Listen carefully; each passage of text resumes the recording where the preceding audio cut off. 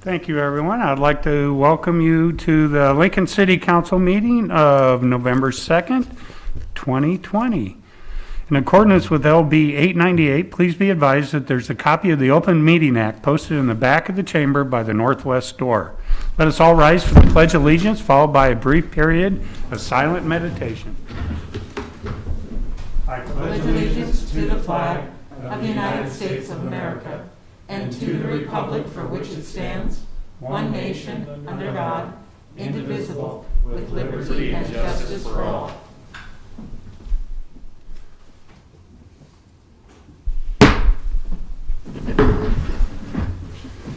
Okay, the order of business of the City Council is as follows. The clerk will call the items listed on the agenda under public hearing. Anyone wishing to speak on an item should come forward after the clerk reads that item. The applicant and those in favor should speak first, then those opposed. The applicant then make one short rebuttal. Each speaker should begin by stating their name, address, and whether you are speaking in favor or in opposition of the item. Testimony is limited to 5 minutes per speaker. After all public hearings, the council will vote on resolutions and items listed under third reading. On the second and last Mondays of the month, immediately prior to adjournment, anyone may speak on any issue not on the agenda for that date nor planned for a future agenda. Will the clerk please call the first item of business and announcements? First is our announcement. Limited seating is available in the council chambers, or you may wait in the Bill Luxford studio or the hallway until your item is called.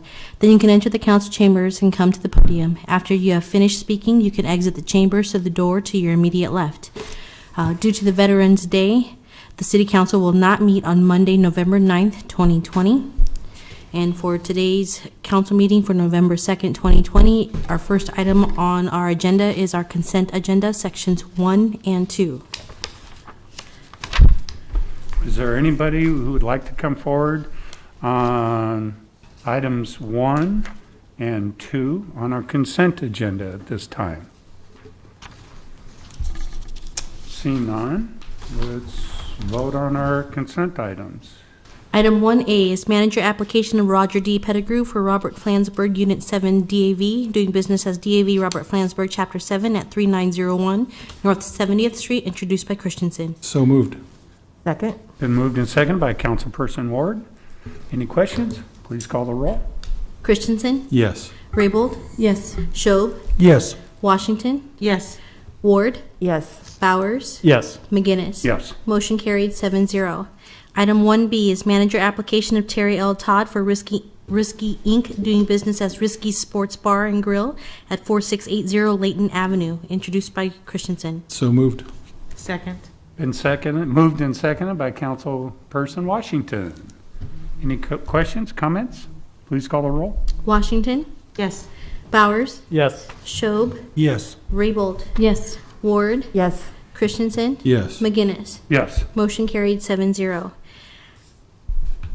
Item 1C is affidavit of mailing for Board of Equalization meeting for Downtown Management BID, Downtown Management Core Overlay District, Downtown Maintenance District, and West Haymarket Maintenance District to be held on Monday, November 23rd, 2020 at 5:30 p.m., introduced by Christensen. So moved. Second. Been moved and seconded by Councilperson Ward. Any questions, comments? Please call the roll. Ward, Yes. Christensen, Yes. Schob, Yes. Raybold, Yes. Bowers, Yes. Washington, Yes. McGinnis. Yes. Motion carried 7-0. Item 1D is resolution setting the hearing date of Monday, December 14th, 2020 at 3 p.m. for the assessment of weed abatement costs incurred by the City of Lincoln for the period of January 1st, 2020 through December 31st, 2020, introduced by Christensen. So moved. Second. Been moved and seconded by Councilperson Ward. Any comments or questions? Please call the roll. Ward, Yes. Schob, Yes. Bowers, Yes. Raybold, Yes. Washington, Yes. Christensen, Yes. McGinnis. Yes. Motion carried 7-0. Item 1E is application of Swig LLC, doing business as 9 South Char Grill, to temporarily expand its Class IK liquor license, to temporarily add an additional outdoor area measuring 16 feet by 19 feet by 35 feet at 844 South Street, introduced by Christensen. So moved. Second. Been moved and seconded by Councilperson Rabel. Any questions, comments? Please call the roll. Raybold, Yes. Ward, Yes. Washington, Yes. Bowers, Yes. Schob, Yes. Christensen, Yes. McGinnis. Yes. Motion carried 7-0. Item 2A and 2D, introduced by Christensen. So moved. Second. Been moved and seconded by Councilperson Washington. Any questions? Yeah, clarification. Was Yep. this 2A through 2D? Correct. Okay. 2A through 2D. Okay. Any other, Sorry. any other questions? Comments? Okay, please call the roll. Washington, Yes. Christensen, Yes. Raybold, Yes. Schob, Yes. Bowers, Yes. Ward, Yes. McGinnis. Yes. Motion carried 7-0. Okay, so that takes care of our consent items, correct? Correct. Let's move on to a public hearing for liquor resolutions. I'll be calling items 4A and 4B together. Application of Green Farms Dyfot Market LLC doing business as Green Farms Dyfot Market for a Class D liquor license, and the related manager application of Stephen C. Nguyen located at 4640 Bear Avenue, Suite 240. Anybody here like to come forward to speak on this item?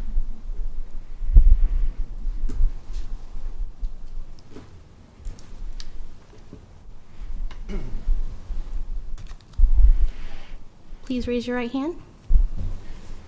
Do you solemnly swear or affirm the testimony you're about to give is the truth as you really believe it to be? Yes. Okay, thank you. I'm Glenn Whitty. I'm the attorney. I'm helping Stephen Wynn in this There's a application. microphone right over here. Yeah, we here we need go. you to Sorry. speak into the microphone. I'm Glenn Whitty. I'm the attorney. I'm helping Stephen Wynn in this application. And I thought Stephen might want to say a couple of words is all. Okay, Mr. Nguyen?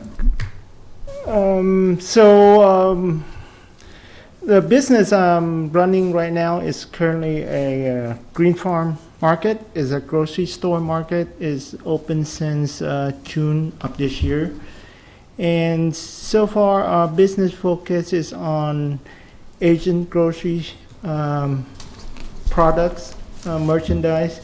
We specialize in fish, noodle, beef, and so on, a lot of Asian vegetable. And we wish to expand our market into having a section of our store turn into a liquor to help support our business growth. We calculated based on our past income for the last 4 months. I feel like with having a liquor license available in the store will help boost our growth by 10%. Stephen, so- could you tell our board what DIFAT stands for? Or means? That fact is just mean good wealth, good luck in a Vietnamese term. Happy to answer questions if there are any. The location of this application is? We are currently located at Superior Point on yeah, okay. 4640 Bear Avenue. Okay, Thank you very much for your time. I appreciate you it. bet. Thank you. Any questions? Nope. Okay. Anybody else like to come forward to speak on this item at this time? Okay, we can move on to the next item. I'll be calling items 4C and 4D together. Application of KHE LLC doing business as the Upside Bar and Lounge for a Class I liquor license, and the related manager application of Heather Schmidt located at 2801 Pine Lake Road, Suite H.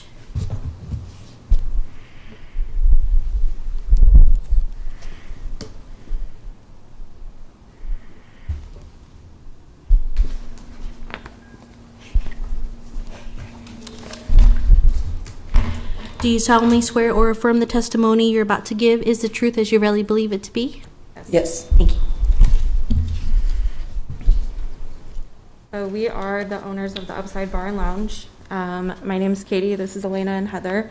Heather would be the manager on the liquor license. We're currently 2801 Pine Lake Road, Suite H. We are focused on more of a happy hour crowd. We do have food. We are operating Keno. Anything else you guys want to add? I don't think so. Sounds good. Yeah, we all worked at the bar that it previously was, and we've made some really good changes, I feel like, since we've been able to open up temporarily under the top permit. It's doing really well, so we hope that we can now move into our own name and space on the liquor license. Do we have any questions? Do you have outside seating also?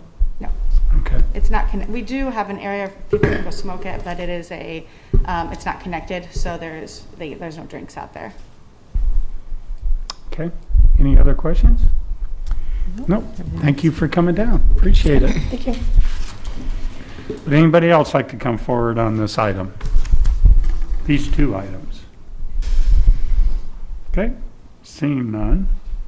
Move on to or E and F, or do we want to vote on the delay? We'll vote to delay that a little When we bit. get there? Okay. Yeah. Move on to 4G.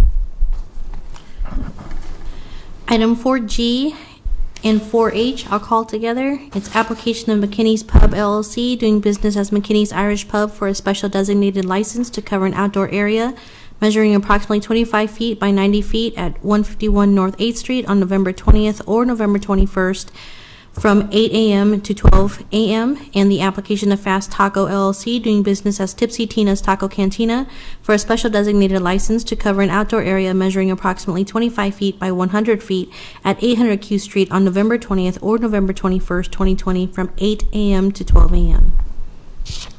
Anybody would like to come forward on this item? Yes. I have a Councilperson question. Washington. Thank you, Mr. Chairman. I have a question. I thought I would ask the owner, but I'm going to ask the record instead. How would we know which day they were going to select? What was the criteria for the 20th or the 21st? Are you from there? No, Katie from the Really Are.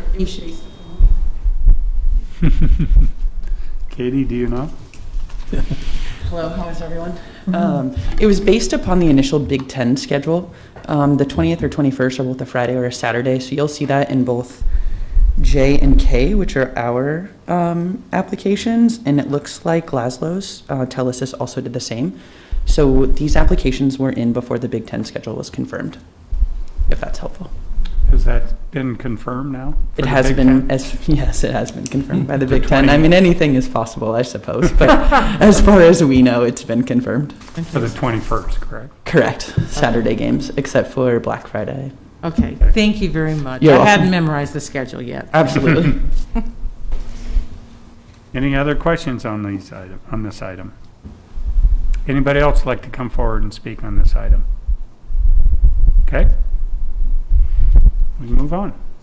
Item 4I is application of Laszlo Inc., doing business as Laszlo's Brewery and Grill, Haymarket for a special designated license to cover an outdoor area measuring approximately 92 feet by 23 feet at 210 North 7th Street on November 20th or November 21st, 2020 from 8 a.m. to 11 p.m. Anybody like to come forward and speak on this item? Any questions from council? Okay. We can move on to the next item. I'll be calling items 4J and 4K together. Application of Yin Family LLC, doing business as Hero 88, The Bar at the Yard LLC, doing business as Longwells, Homegrown Industries, doing business as Mellow Mushroom, HCJ LLC, doing business as Bourbon Street, and Yard Investments LLC, doing business as Gate 25, to temporarily expand their Class C, CK, and E, and I liquor licenses for a special designated license to cover an outdoor area measuring approximately 356 feet from 230 feet at 350 Canopy Street and 601 R Street on November 14th, 2020 from 8 a.m. and 12:30 a.m. And the following item for 5K is the same applicants asking for the same measurements in the same date, in the same area and location for the dates of November 20th or November 21st, 2020 from 8 a.m. to 12:30 a.m. No. Good. Okay. Mr. McGinnis was back there with his hand up, so I thought I would check. Good afternoon, everyone. Katie Martin from Herdat, representing the Rail Yard. This is a provisional for us, this provisional SDL, pending dine out, our current dine out status, which we have everything, I believe, in motion would be the correct phrase. So pending dine out, this SDL will look the exact same, but our dine out would be first compared to the SDL, if I explain that. Okay. You have any Thank you. questions? Covering all the bases. Yeah. Do we have any other questions? Nope. No? Thank you for coming down. Thank you. Appreciate it. Would anyone else like to come forward on items 4J or 4K? Mr. Chair, seeing none, I would move delay till the 16th of November of items 4E and F, so the applicant may be in attendance. Second. Been moved and requested. seconded by Councilperson Ward. Any comments or questions? Anybody from the audience would like, I didn't give anybody a chance to come up on that item either, since we were delaying it. And it will be delayed for public hearing and action. Yep, Is that what you're saying? Yes. Next week? the 16th. Oh, the 16th, okay. Seeing nobody else, no other comments from council? Please call the roll. Ward, Yes. Christensen, Yes. Raybold, Yes. Schob, Yes. Bowers, Yes. Washington, Yes. McGinnis. Yes. Motion carried 7-0. Mr. Chair, I move approval of items 4A through D and G through K. Second. Been moved and seconded by Councilperson Ward. Any other comments or questions? Seeing none, please call the roll. Schob, Yes. Bowers, Yes. Washington, Yes. Raybold, Yes. Ward, Yes. Christensen, Yes. McGinnis. Yes. Motion carried 7-0. Okay, we move on to our public hearing for resolutions, 5A. Item 5A is assessing public health nuisance abatement costs associated with the clearing of public nuisances by the Health Department on the following benefited properties: 57 Lee Street, 2926 Sumner Street, 2215 North 31st Street, 22001 North Cotner Boulevard, 1128 E Street, 1332 P Street, 825 C Street, 2626 North 36th Street, and 1641 South 6th Street. Yes, Mr. Holmes. Good afternoon. My name is Scott Holmes. I manage the Environmental Health Division with the Lincoln Lancaster County Health Department, members of the council and chair. I'm simply here to answer any questions you may have. This is the standard practice every year after we've done abatements through the year, that we bring them to the council for assessment for any of those that have not paid to cover the cost for the assessment. This year, we have a record low number of assessments, which is encouraging. I think that's a testimony to a couple of things. One, our staff's hard work with folks out there over the past year during a very difficult time to give them a little extra time and work with them a little more to get things cleaned up and accomplished, and also just people having maybe a little more time to do that kind of work.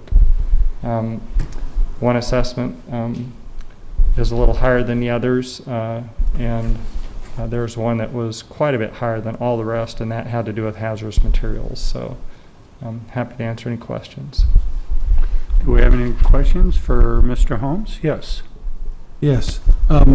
Seems like most of these are owner occupied, and they've just haven't been willing to step up and take care of these issues. Is that right? Several of them are, yes, and even if they're not owner occupied, they're owned by someone who should be responsible for it. They get quite a bit of notice, as you know, Roy. I mean, they get a initial letter, then we go out and do an inspection. They get a certified letter if there are problems. We usually do 2 or 3 follow-ups, including phone calls to the owners. And it's usually a situation where they just won't pick up the mess that's there. Some of them are, this isn't just a little bit of junk on the property. This is usually garbage thrown a lot of places and piles of stuff. So, yeah. Okay. Any other questions for Mr. Holmes? Okay. Thank you. Oh, I have. Yes, Councilperson Rabel. Scott, could you tell us a little bit about, so if we vote to approve this, what are the next steps for the owners? So this would then be put as an assessment against the property, and when that property sells, or if they choose to pay that assessment, it would be removed from the deed. And once we assess this against their property, are they charged interest? Yes, there's interest charged on that. What is the interest rate? I do not know, sorry. Okay, thank you. Any other questions for Mr. Holmes?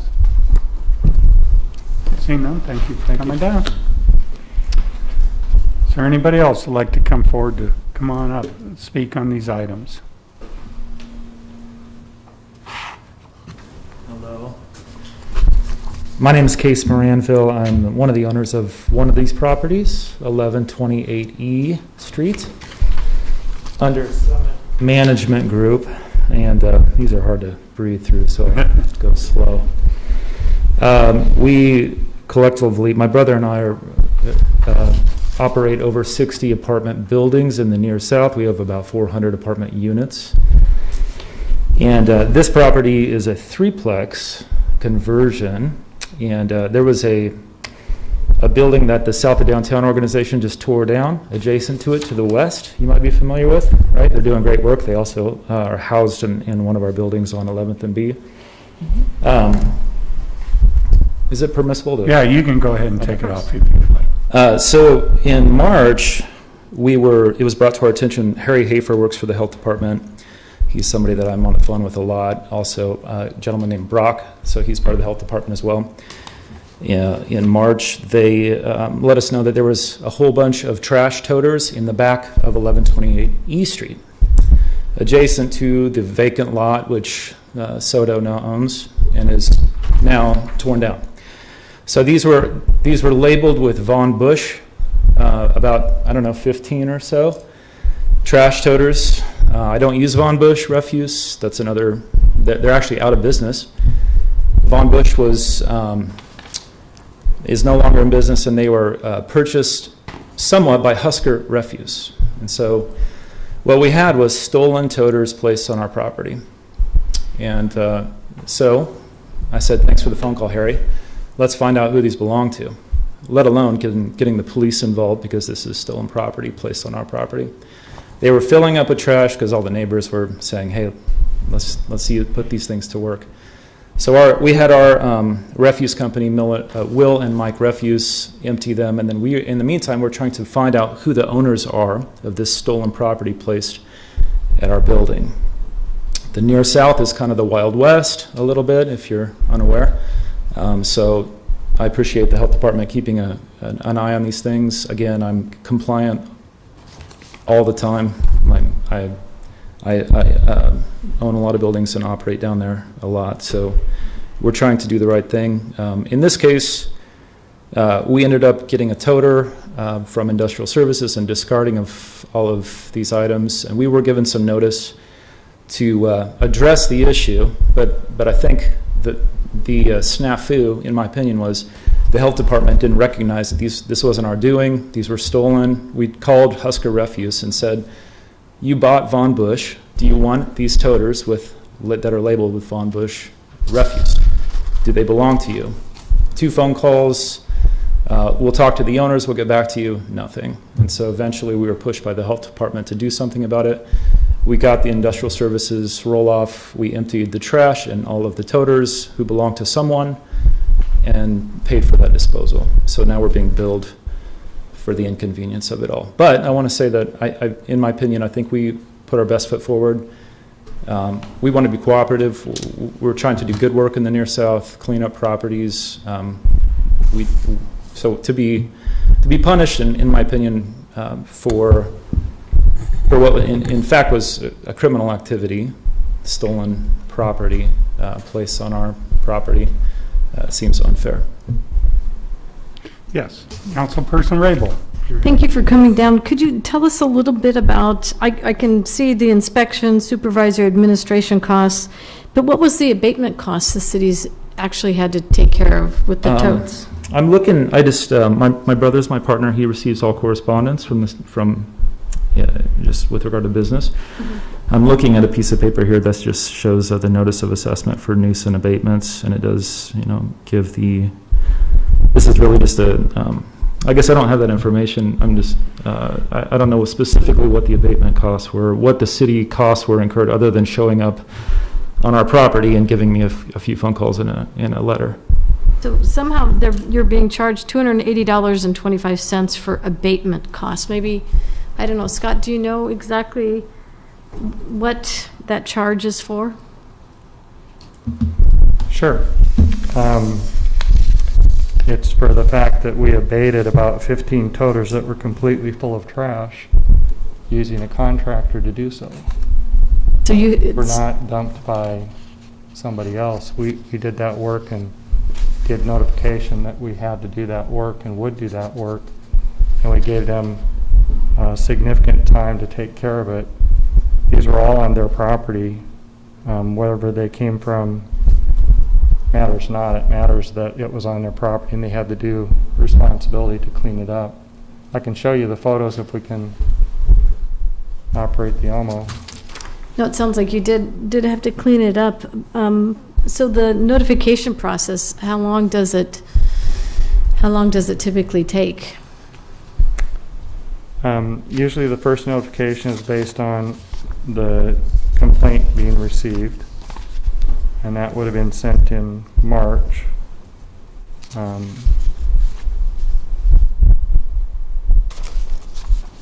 So the first letter was sent in February 27th.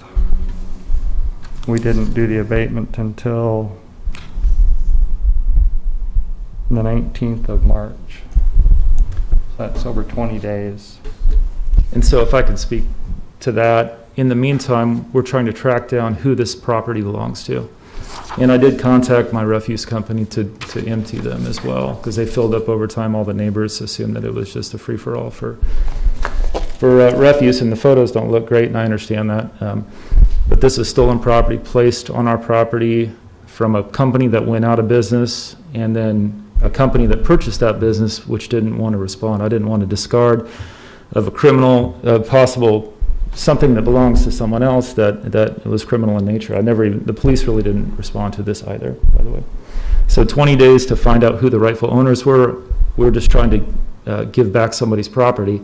Husker Refuse ended up not wanting it, or they didn't respond to me after a couple of phone calls. So we paid to, I think what you guys did was empty them once, and then we disposed of them later as they began. Contracted with another hauler. Paragon Sanitation is the hauler that is contracted by the city for abatements, and that was the charge that they had for the work that they did. So that was the 280 that you're asking about. Yeah, and then I guess then I have a question. Then how much did you pay to have industrial services come and put a roll off and then just dump all the dumpsters in the trash, additional trash? So I don't know that specifically, that number.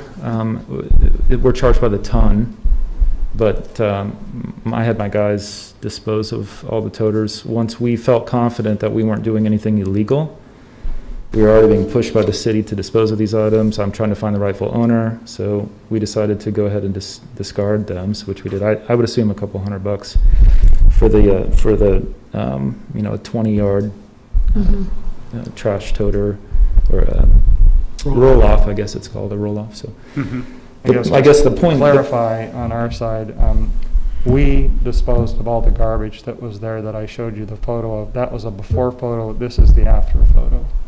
And so I don't know what they previously did or didn't do with disposal. I just know what we ended up having to do under the city requirement. Okay, Councilperson Ward. Thank you, Mr. Chair, and thank you for being here. I can't imagine, as a busy property owner, you would come before us if this weren't a valid concern to you. And so I appreciate the fact that the health department you're doing your job. I know that, Mr. Holmes, but it also seems to me punitive that we have what seems to me to be a responsible property owner being charged beyond $520 total for trying to do the right thing but you're also enforcing, and I understand that, Scott, the health department's role. So I guess my question for you, Mr. Holmes, is this the first time, this can't be the first time this has ever happened, where, from my point of view, we have a property owner trying to do the right thing, can't do it quickly enough, can't find the perpetrator in this case of where these dumpsters came from, went to your own expense to try to clean it up.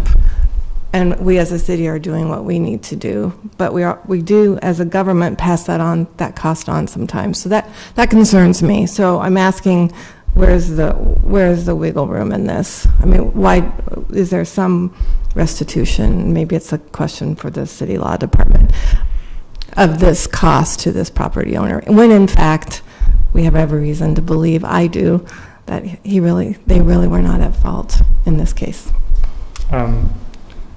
Up to law to decide what, as far as your wiggle room is. As far as not at fault, that neighborhood sat there for over 3 weeks with garbage spilling out of dumpsters, which was not removed. That's what we removed. I don't know what they removed. I don't see any evidence from them that they got rid of anything in terms of garbage. Now, I'm not saying he's not telling the truth. I just don't see that, because we have photos from what we took when we first went out there to when it was removed, and it's the same stuff. And so maybe they took care of the roll or the toters after we dumped them out and had a contractor come do that. I don't know, but the garbage was not gone when we arrived to do the abatement. Okay, Councilperson Christensen. Okay, so what's the situation today?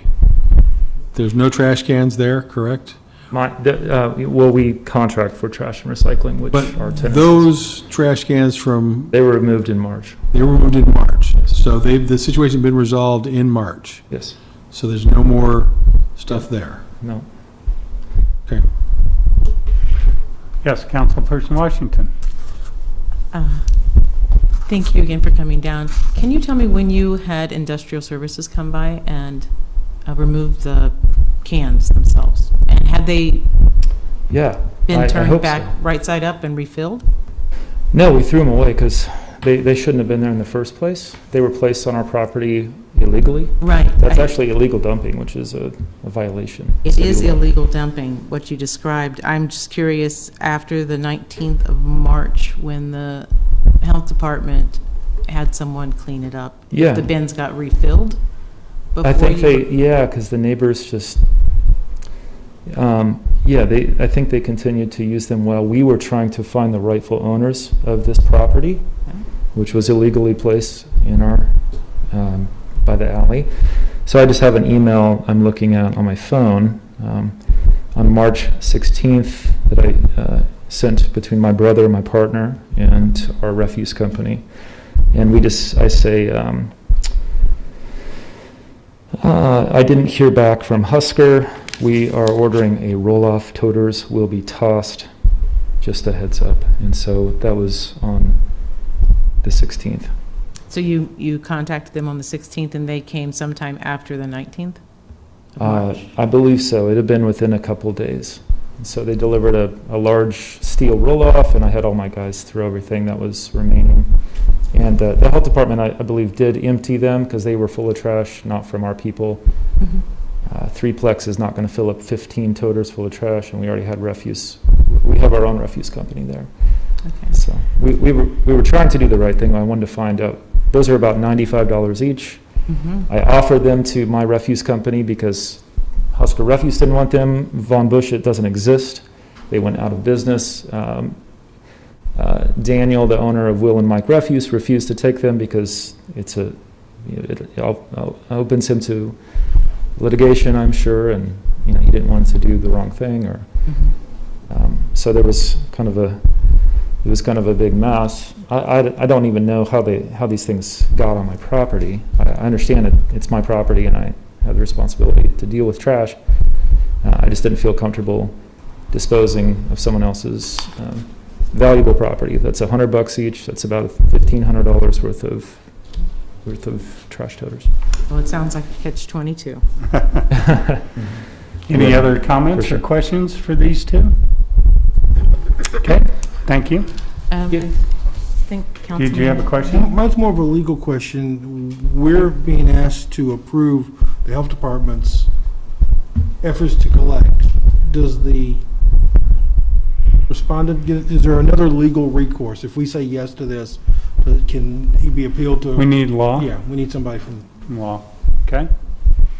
And I do just want to say, the money's not a big deal to us, honestly. It's not a huge deal. It's more principle that I'm bothered by. And I work with the health department all the time. I really like your people. You have great people. We want to do the same thing, keep the city clean, make the near south, a good place to be. So we were trying to do that. Thank you. Thank you. Thank you for coming down. Thanks. Would law department like to come forward for a question?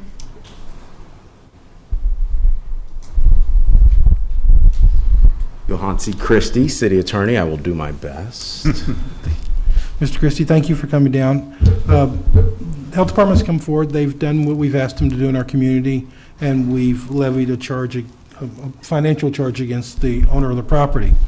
Is this similar to claims against the city? Will they, if we rule and order the health department to collect, will the respondent get an opportunity to appeal that, take it to court, do some other, are there other recourses for them? Well, I think that the property owner always has recourse outside of this process. If they were going to, whoever that they thought was responsible for the situation, they could always do that. I don't know about, I think you're asking about an appeal process through the district court or something like that. Yes, that's more what I was interested in, yeah. I'm unaware of that particular process for this. I think we're going to bill or put a lien against the property to collect. But what, right? Correct. But what I will say is it gets assessed in December, I think. And so I think part of the reason the practice come at the beginning of November is because it needs to be assessed, and then by December is when it would go into effect. So I think we're just authorizing now. The process is correct. Just starting at this point. Correct. Thank you. Thank you, Mr. Chair. Okay. That's helpful. Thank you, Mr. Christie. Thank you. Any other questions? Yes, Councilperson Ward. Thank you, Mr. Chair. Mr. Christie, can we approve this report minus approval for the amount for this property owner, like we do for claims for the city? I think the answer is yes. I think that it's before the council. I think the council has the option to do that. I think the council has the option to, I mentioned December, because I think you also have the option to probably come back and revisit it, probably, or approve it, like you just said, without that, a different amount. I think the council has the authority to do all that. Thank you very much. Okay. Yes, Councilperson Washington. I have one more question. I think it's for the property owner. Okay. The question is, did you make a police report? Come on up, please. I'm sorry that I didn't think of this question earlier. Think so? I would I didn't come very prepared, other than looking at my phone a little bit and recalling some of the emails and text message conversations I had with specifically our refuse company. So I think I did, but I don't recall. My memory is yes, as I was trying to track down who the ownership of the toters were. I didn't want to dispose of these things if I was going to get in trouble for it, or if it belonged to someone else. So I believe so. I don't have that. I don't have the paperwork in front of me for that. We could look up a police call. It probably wouldn't indicate, unless it was an email, any of the specifics, however. Okay. All right. Thank you. Okay. Thank you. Thanks. Mr. Chair? Would anybody else like to come forward? Yes, Councilperson. Just for clarification, this is just the public hearing portion of the program. We come back to this again next week, right? Well, this is a Public resolution. hearing and resolution. So we vote on it today. During the voting session, we can make amendments. Okay. Would you like to come forward, Mr. Holmes? Have your rebuttal? No rebuttal. I was trying to think about, someone asked me a question, I don't think they answered it, and the question was, have we run into this before? And I think it was you, Council Ward. The answer is yes, and I'm sorry, I've only done this for 30-plus years now, so it's a little hard to remember. When was that last time? We had an illegal dumping, so to speak, on another property. And unfortunately, the way the codes work is the person that is the recipient of the problem has to take care of it because it's their property. However, we worked through that relative to, we knew who the party was that dumped it, et cetera, and we're able to have them pay the city for that cleanup. Illegal dumping is a tricky wicket for people. It always is. But I will say that I don't recall anything like this particular situation. And so I think it's very unusual. And obviously the council has the choice as to what you do and don't approve relative to what the city's going to recoup on costs for cleanups. Okay, thank you. Is there anybody else like to come forward on this item? Okay. You want to call the motion, or? Then we have to go to the voting session. Right, that's what she's going to do. Yeah, move on to the voting.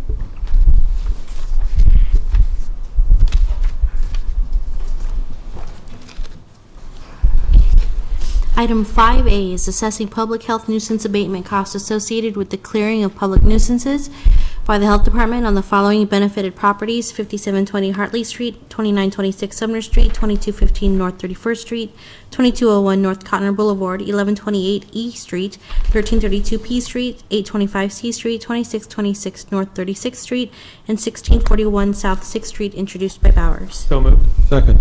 Been moved and seconded by Councilperson Christensen. Yes. Mr. Chair, I move removal of the assessment on property located at 1128 E Street.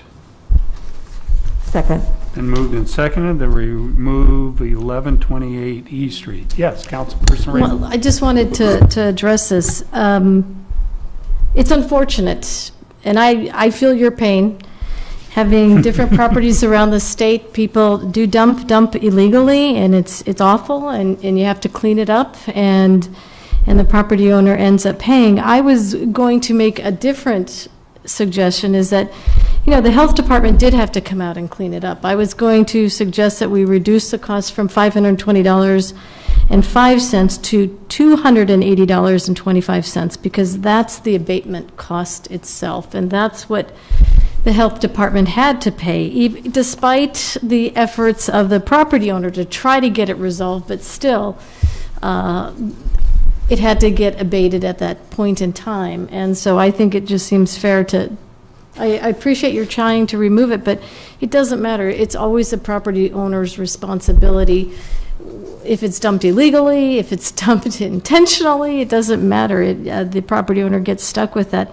However, in all fairness, I don't think the property owner did try, but I don't think they should have to pay inspection, supervisory, administrative, all that other stuff, but the actual cost of the abatement. So I would ask you if you'd be willing to have a friendly amendment to change it instead of removing the entire cost, to reduce it to just $280.25. Well, my comment would be that this is unusual in the fact that he had, part of that refuse was property that had real commercial value, and he did not want to get himself stuck with a criminal charge of disposing of property that did not belong to him. So I think the cleanest way to do this is just to remove the assessment and be done with this. Councilperson Ward. Thank you, Mr. Chair. I was actually going to make the motion that the amendment move to amend, as Councilman Christensen did, but I wasn't fast enough. And because the property owner actually had costs even beyond the $520.05, and so even the abatement costs, I understand, Councilwoman Raybold, your point. And I've been on the receiving end of this as well over lifetimes. And so I would support in this case, because he did spend beyond the total cost assigned, the amendment to approve this report minus the $520.05. Okay. Any other comments or questions? Okay. I will be supporting this amendment to remove the entire cost, and the only reason to do so, in my mind, is that you searched for the owner of the property, and it is unfortunate that the owner of the property went out of business before you could have them pick up their bins, and the new property owner chose not to pick these bins up. It sounds like you did a lot of work to resolve this, and still you had to clean up what the health department left you. So, which they did exactly their job. So their job was not to remove commercial property. Their job was to empty the trash. Okay. Any other questions? Okay. Please call the roll on the amendment. Raybold, No. Ward, Yes. Schob, Yes. Washington, Yes. Bowers, Yes. Christensen, Yes. McGinnis. Yes. Motion carried, 6-1. Mr. Yes. Chair, I believe there's a motion to amend number 1. Is this a substitute? Yes, it's a Correct. substitute resolution, so I'm going to move the substitute resolution. And the substitute resolution currently has 1128E Right. on We've- it. But we've removed We've it. removed that, so. Okay. Just for clarification, Yeah. I have, Been moved and seconded. for clarification though, the motion to amend number 1 is in reference to an address of 2201 North Cotner Boulevard. Correct. Right. That came off from We'll be removing that one also. Okay. Yep. And could I also get who seconded that motion? That was seconded by Washington, Councilperson Washington. Thank you. So should we have done the motion to amend first and then correct it? We should have, Yes. but, okay. Mm-hmm. We did it in reverse order. We have To do it again now to clear this one, or No. which I think one? we're okay. We should be fine. I can make the The correction and intent is- amendment. correction on- that both of these will be removed then. So we're Correct. removing the 2 to 20, right? North Yes. Cotner? Yes. 2201 North Cotner off this list also. Yep. Okay? That one has been cleared, I'm assuming? Okay. We're removing 2201 because they've paid? Is that, Oh, we're removing 221 as I understand it. The city is still working on a program with them. I understand. Thank you, that's helpful. Okay? No other comments or questions? Please call the roll. Christensen, Yes. Bowers, Yes. Ward, Yes. Washington, Yes. Schob, Yes. Raybold, Yes. McGinnis. Yes. Motion carried, 7-0. Now the main motion. Now we have the main motion. Is that correct, or did the motion? No, The substitute. motion Substitute. to amend handled it. Yes, it did. Okay. It was the Last one substitute. because we put all the others on. Quick question though, we do have a motion on the floor, correct? We voted on No. 2 amendments. We amended that one. Substitution, but it We're was a fine then. substitution. So it completely So it substitutes. passed without those 2 properties. We understand it. Super messy, but Yes. done. I know, should have done it the other way. Okay, let's move on. Mr. Chair, Yes. he had a question. Is We're it? done. We're all done. And you're not going to pay anything. Won't be assessed. Yes. Thank you, Mr. Chair. Okay, let's move on. Item 6A, text amendment 20006, application of planning director to amend Lincoln Municipal Code sections 27.02.020, 27.02.210, 27.06.080, 27.28.020, 27.62.050, and 27.67.040 to provide a definition and conditional zoning regulations for transitional living facilities that will replace the regulations for alternative to imprisonment facilities by repealing section 27.63.750 to remove special permits for alternative to imprisonment facilities and repealing sections 27.02.020, 27.02.210, 27.06.080, 27.28.020, 27.62.050, and 27.67.040 as hereto existing, introduced by Washington. So moved. Second? Been moved and seconded by Councilperson Ward. Comments, questions? Yes, Councilperson Rabel. I would like to make a motion to delay action on this item until Monday, December 14th. Second?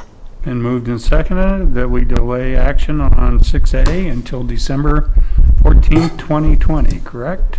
Yes, and Okay, would you like to make a comment on that?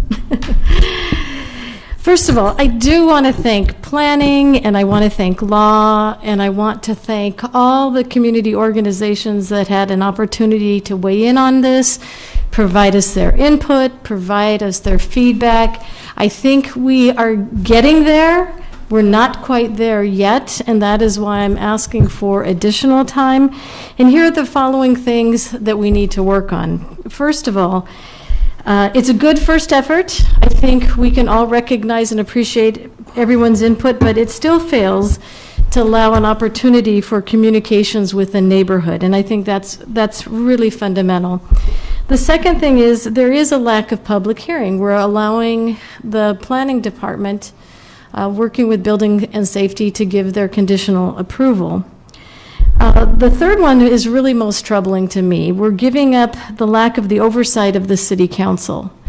And, you know, we're ceding our authority to the planning department on something that is fundamentally so important to our neighborhoods. And it's like saying it's okay, we don't have to do our job. And I can tell you from the amount of concerns from the neighbors, concerns from the nonprofit organizations that do this type of work and do it according to their own mission to heal these individuals, to make sure that these individuals don't recidivate. We're ceding that authority to have that public hearing and to make sure that these operators are doing everything they possibly can. And these are for-profit operators, so I have a great deal of trouble giving away something that is part of our job.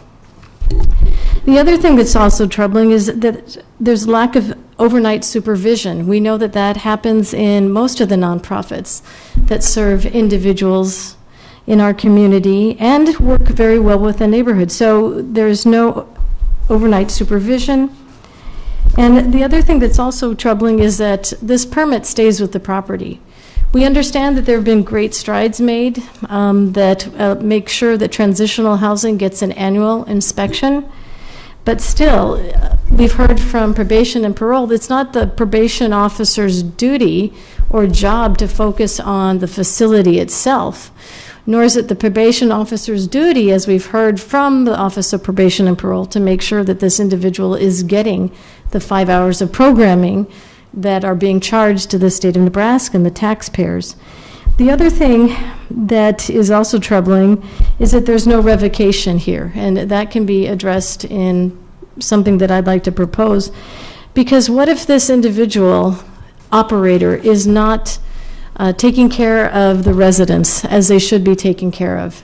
There's no revocation. We've known, because we've had probation and parole come and talk to us about it. They say that there's a quality compliance review and you can contact them, and they have an IT helpline and technical support, but it's like, who are we supposed to, who are the neighbors supposed to contact if they have a concern? And how does the neighborhood get a hold of this person? Who visits the facility? Who in the state of Nebraska and the Administrative Office of the Courts and Probation, who's going to be visiting these places and making sure that they're actually set up as they have authorized them to do? And how does one file a complaint? I mean, where does one go if you're a neighbor or concerned So that's why there needs to be more work on that. And lastly, we have been working. You know, all these 2.5, 3 months, we've had additional meetings with neighborhood associations. We've had meetings with nonprofit associations. We've had follow-up meetings with Senator Anna Wishart, Senator Geist, Senator Patty Pansing Brooks, to make sure that we are hearing what is the exact responsibility of the state of Nebraska. And the ultimate it comes down to, we're not convinced the state of Nebraska is actually doing their job and have a complete accountability of making sure these operators are held to a high standard, not only of their care of these individuals, but the housing of these individuals. So I want to say that if we have more time and we can continue to meet with our state senators to see if we can get some of these elements done on the administrative side on the state of Nebraska, but there's still some fine tuning that we need to do with these amendments. And so I respectfully ask for a delay until December 14th. Okay. Any other comments or questions on the motion to delay till December 14th? Okay. Seeing none, Sony, please call the roll. Raybold, Yes. Schob, No. Ward, Yes. Bowers, No. Washington, Yes. Christensen, No. McGinnis. No. Motion lost. 3-4. Okay. Yes, Councilman Raybold. I'd like to introduce another motion to amend Okay. by inserting the following at page 11, line 1, after director and before may. I think everybody has that in front of them. Okay. Could the full line be read? Yes. Yes, so this change, but I guess there has to be a second before we can Oh, proceed. sorry. Second. Been moved and seconded by Councilperson Ward. Okay, so the effect of this amendment would be that Lincoln Municipal Code, Section 27.62.05, Section 4, would read as follows. The planning director or the city council, upon receipt of a petition from an aggrieved person and following a public hearing, may revoke the temporary permit for any one or more of the following violations. A, failure to operate the facility in accordance with the provisions of this section or with the approved application, or B, a violation of any city, county, state, or federal law. Okay. Did everybody get that? Any other questions or thoughts? Yes, Councilperson Raybold. Well, I just wanted to explain, I know that someone had said, well, you know, the planning department already has the authority to revoke any permit. Well, and that's not true, because in section 5.38, in 5.38070 permit, it says revocation or suspension grounds notice. It says any permit issued under this chapter may be revoked or suspended for cause at any time by the building official for the violation of this or any other related ordinance of the city. So the planning department is removed from this. The building and safety does have an opportunity for the revocation of this. And the reason why I think it's so fundamentally important, and I'm going to go back to the nonprofit reasoning, and this is what several nonprofits have said to us in our meetings, but their concern is that the current draft does not address certain key criteria. And these are suggestions that to address some of the issues with the owner-operator prior to approval. They need to provide a statement that describes the following: the proposed program and supporting services that will be offered, information regarding their history and experience in providing such services, links to a parent organization as well as to outside entities, i.e. is it probation, is it parole, is it health and human services, which agency are they accountable to, recourse available to participants and how they will be informed of this, actions to inform the nearby neighborhoods, and how the program will be supported without involving excessive or exorbitant fees charged to the participants. You know, their concern is they want to make sure that those that are residents are not going to be gouged by the for-profit operators. And also, the nonprofits again said that, you know, there is 24-hour staff on site. And, you know, they're saying that each facility out there is different in scope and different in size. And due to this, it's really difficult to identify basic program standards.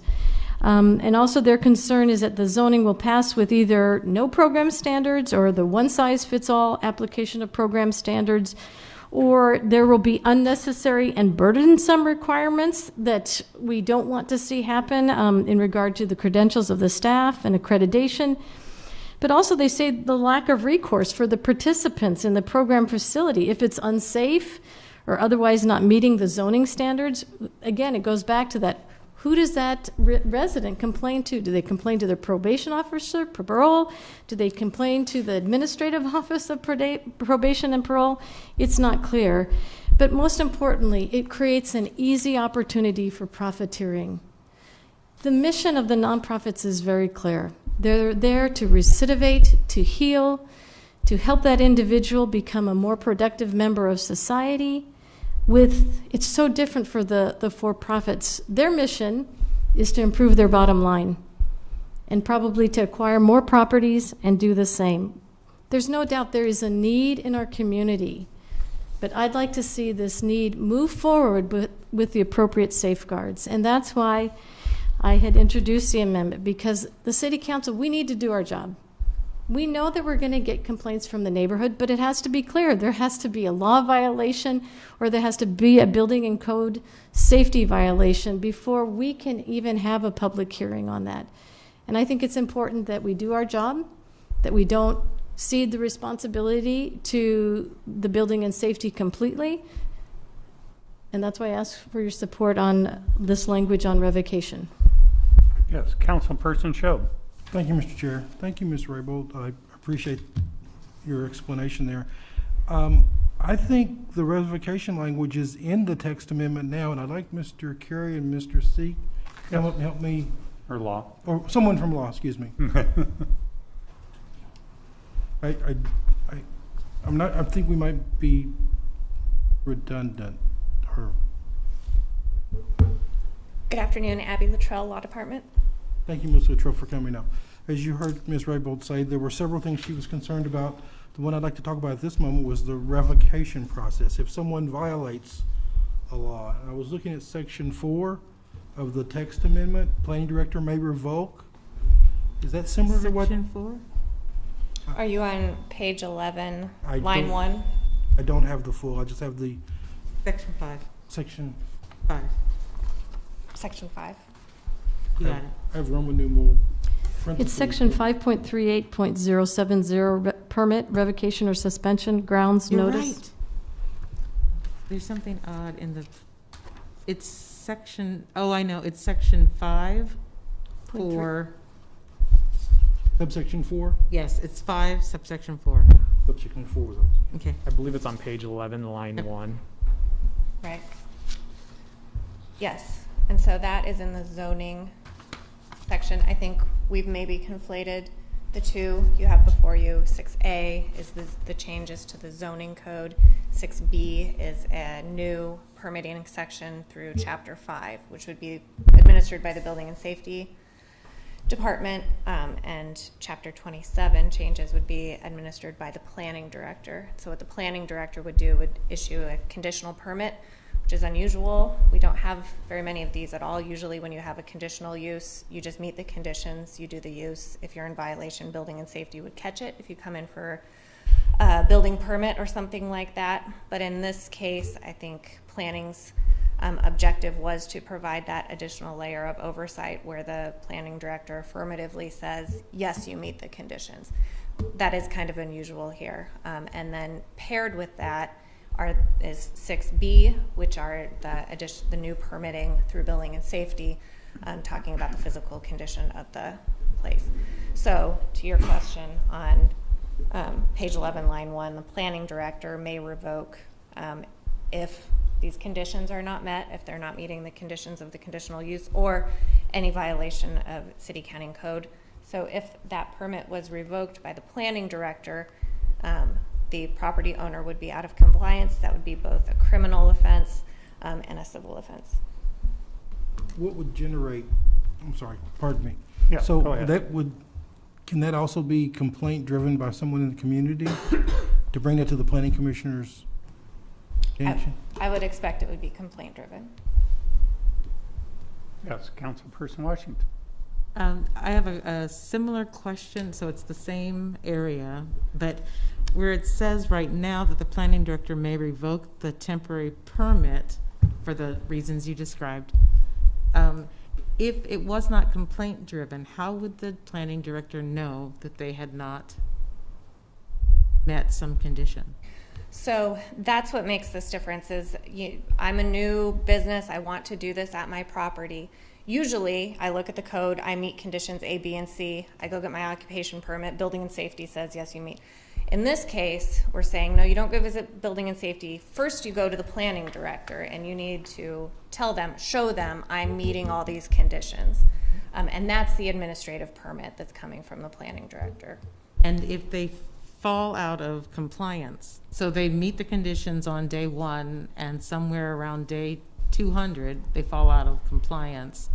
If someone hasn't complained, the planning director does not know, correct? Unless the planning director would have to know somehow. I think that would be similar to any other conditional use. Or if they came in for a building permit, that would be the other time that would generate a check. I would mention, since we're here, there's a typo in this section that I would suggest you amend.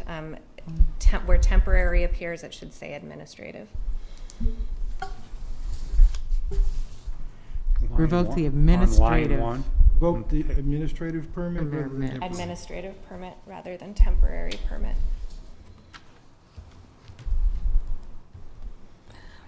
Okay. Any other questions? Yes, Councilman Cho. So it sounds like we're giving the planning director the authority to do this. Are there any other cases in our code where we give department heads, administrators the authority to do this without coming back to the city council? Well, so for every other conditional use, like I said, if you fell out of compliance with a conditional use, it would usually be caught if you went to building and safety trying to expand or something.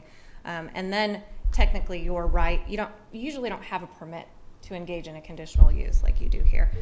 But the building and safety director would say, hey, you're out of compliance. I'm not going to give you your occupancy permit or whatever you're there for. So that would never come before this body. Yes. Thank you. Councilperson Rabel. I have another law question. So when the city council gets complaints from the neighbors about what they perceive as like building violations, do we call planning department now, or do we call building and safety, or? Yes. Who do we call first, or who do we direct the neighbor to contact? I think either one would get a response. Mr. C is more prepared to talk about 5.38, which involves inspections and the physical condition of the property. So I think it would depend what the complaint was based on. If it was based on an unsafe structure, I would say building and safety is probably the right place to go to. If for some reason, so one of the requirements in 27 is that you're affiliated with a Alternatives to Imprisonment program. If for some reason the neighbors thought you had lost that affiliation, then planning would be the one to call that would go back and reconfirm that all of the conditions are being met. Okay. Go ahead, Councilperson. So is the planning department going to do that review on an annual basis? This does not call for an annual review. Building and safety has to annually review the property. Correct. So don't they have to keep planning apprised if there's any violations that they come up with? I don't know that building and safety would be looking at the same things. I don't know that they would, so their inspection would be at the first level would just be the exterior of the home. I don't know the building and safety could tell from the exterior of the home if the operators continue to be affiliated with an alternative to imprisonment. I guess that's program. I guess that's my concern, is that I think the planning department needs to be looped in and linked into any of these concerns on transitional housing. They shouldn't be left out about it, because could they be the last ones to know when maybe these issues have been going on for quite some time? Because we're creating this special class that planning department is not normally involved in, but they need to be made aware and kept apprised. So I would say it's the same class as many other uses. Many other group living uses are conditional uses. The difference here is this affirmative action of the administrative permit. But all that is doing is what happens in any other conditional use. It's affirming that those conditions are met. Yes. Councilperson Rabel. David Carey, Director of the Planning Department. I just wanted to kind of, first of all, make myself available if needed, but also kind of backing up what Abby just said.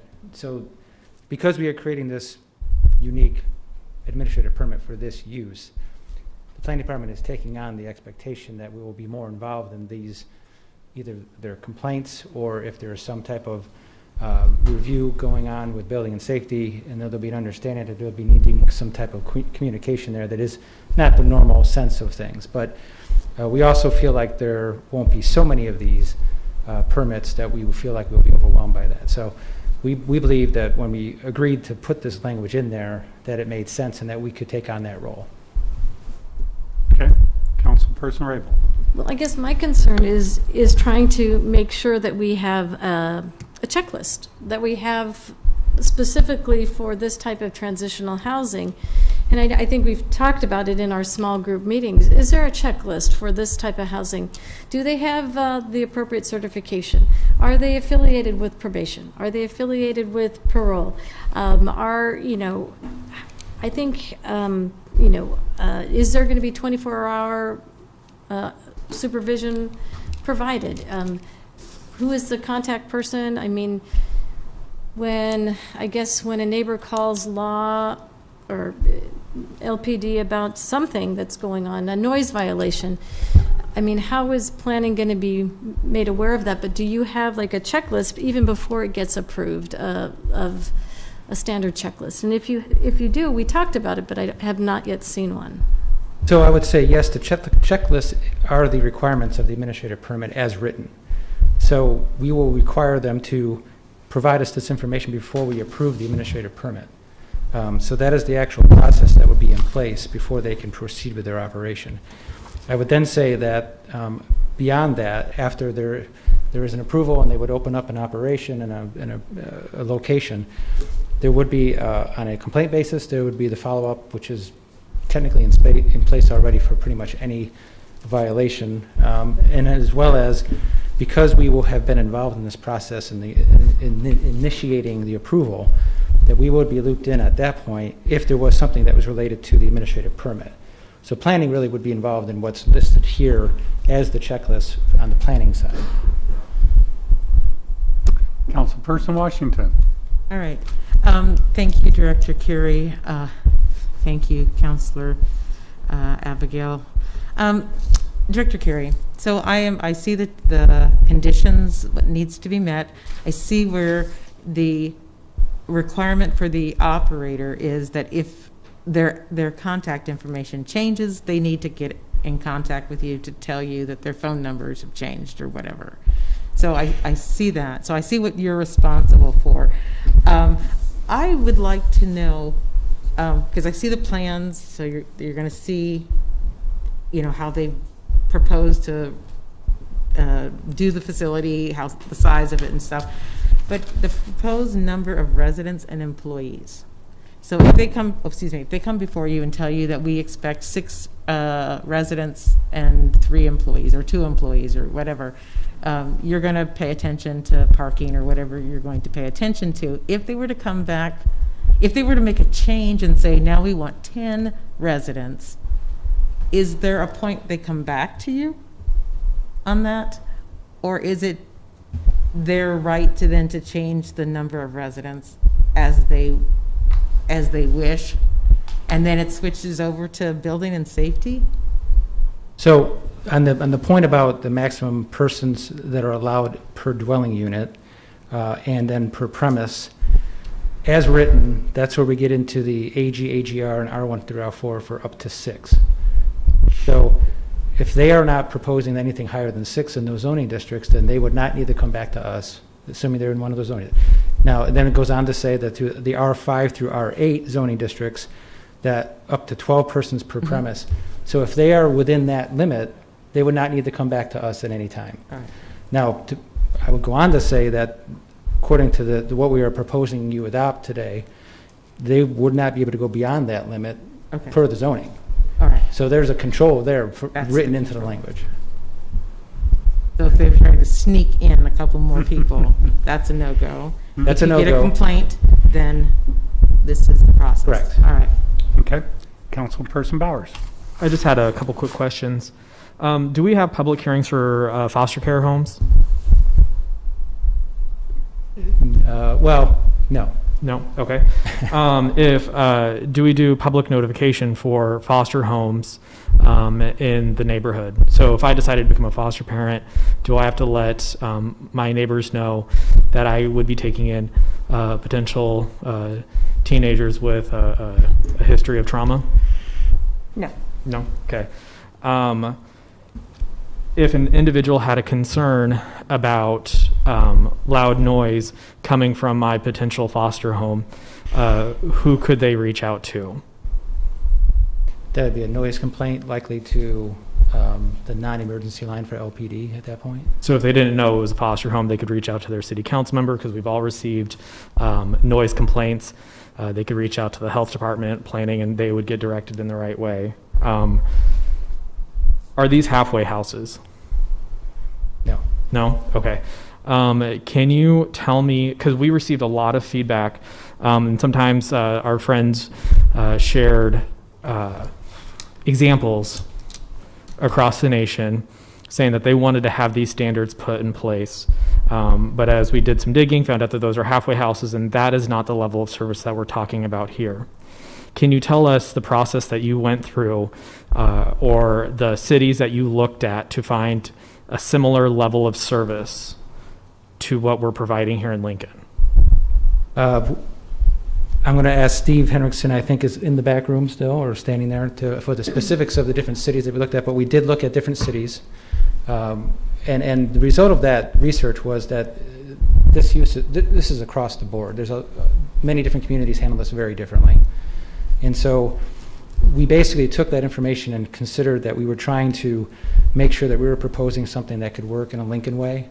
And with the context of knowing that at the state level, that the effort that's being done to have these types of homes set up with funding are going to happen in some form or fashion. So we were trying to make sure that we were creating a proposal that makes sense locally and can deal with some of the challenges that we can deal with on the local level, while acknowledging that there needs to be ongoing conversation with the state as to address some of the issues that have been brought up through the process. Okay. Do you want Steve you to come want to forward and answer the expand, question, yeah. or do you want to wait? Okay. Steve Henriksen with the Planning Department. Fortunately, David bought me a little time here to get the right spot. So yes, for specifically on our website, we pointed out we'd looked at Omaha, Kansas City, Denver, Austin, Oklahoma City, and Lexington, Kentucky are the ones we looked at in more detail. We also did a search of a lot of other communities. Typically, we look at Madison or Fort Collins. So we had a 5 or 6 page spreadsheet of various communities we looked at. But we did try to tailor it ultimately for our own circumstances. Okay, thank you. Thank you so much. Do you have any other questions? Yes, Councilperson Rabel. Steve or David You got one Carey? for Steve? Yeah, or David Carey. You know, I guess Councilmember Bowers brought up halfway houses. Are halfway houses typically, in what you see in Lincoln and other municipalities, are they operated by nonprofits or are they operated by for-profits? I am not an expert at the actual funding part of that.